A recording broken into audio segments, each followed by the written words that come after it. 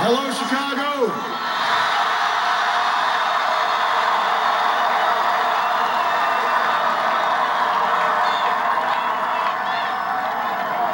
If there is anyone out there who still doubts that America is a place where all things are possible, who still wonders if the dream of our founders is alive in our time, who still questions the power of our democracy, tonight is your answer.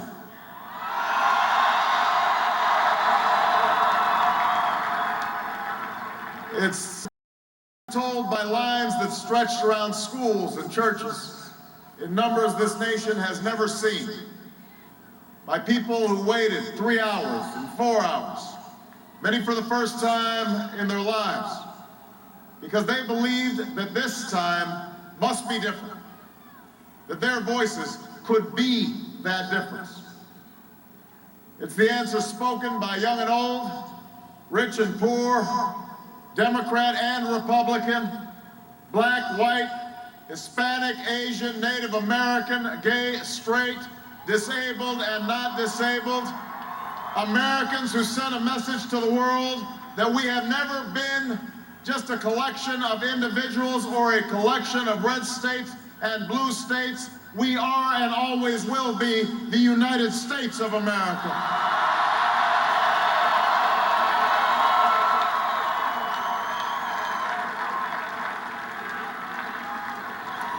It's the answer that led those who've been told for so long by so many to be cynical and fearful and doubtful about what we can achieve, to put their hands on the arc of history and bend it once more toward the hope of a better day. It's been a long time coming, but tonight, because of what we did on this day, in this election, at this defining moment, change has come to America.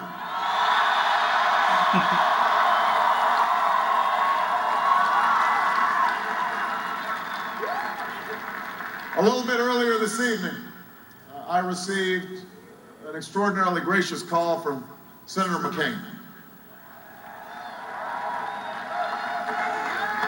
Senator McCain fought long and hard in this campaign, and he's fought even longer and harder for the country that he loves.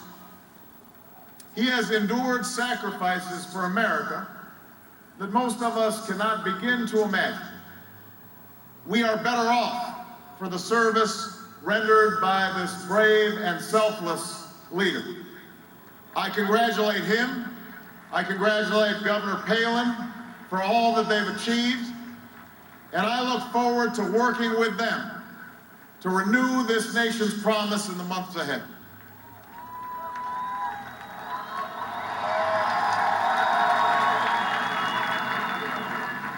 I want to thank my partner in this journey, a man who campaigned from his heart and spoke for the men and women he grew up with on the streets of Scranton and rode with on the train home to Delaware, the Vice President-elect of the United States, Joe Biden.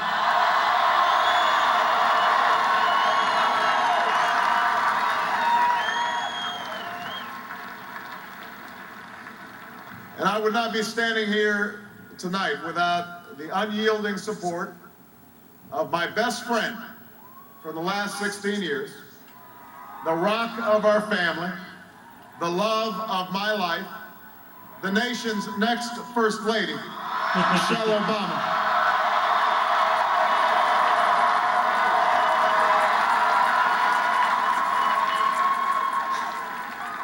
Sasha and Malia, I love you both more than you can imagine, and you have earned the new puppy that's coming with us to the White House.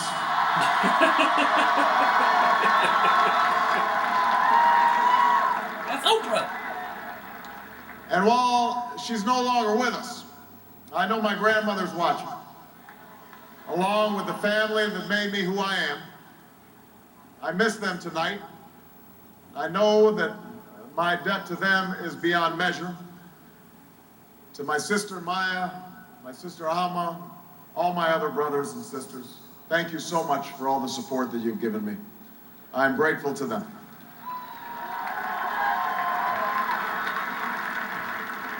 To my campaign manager, David Plouffe.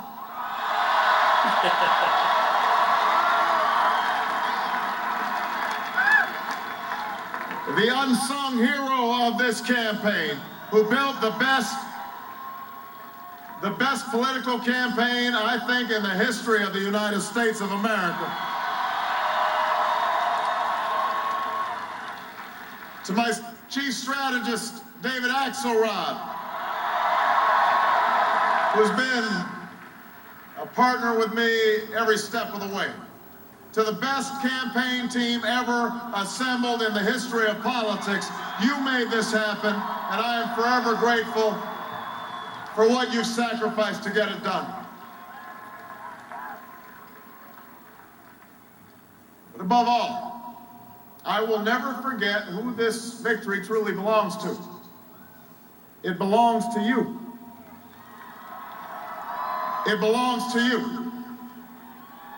I was never the likeliest candidate for this office. We didn't start with much money or many endorsements. Our campaign was not hatched in the halls of Washington. It began in the backyards of Des Moines, in the living rooms of Concord, in the front porches of Charleston. It was built by working men and women who dug into what little savings they had to give $5, $10, $20 to the cause. It grew strength from the young people who rejected the myth of their generation's apathy, who left their homes and their families for jobs that offered little pay and less sleep.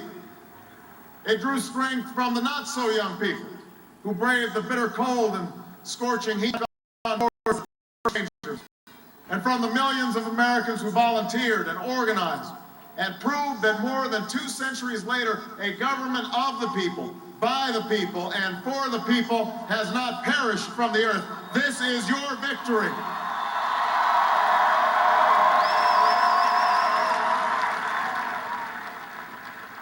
Now, I know you didn't do this just to win an election. I know you didn't do it for me. You did it because you understand the enormity of the task that lies ahead. For even as we celebrate tonight, we know the challenges that tomorrow will bring are the greatest of our lifetime. 2 wars, a planet in peril, the worst financial crisis in a century. Even as we stand here tonight, we know there are brave Americans waking up in the deserts of Iraq and the mountains of Afghanistan to risk their lives for us.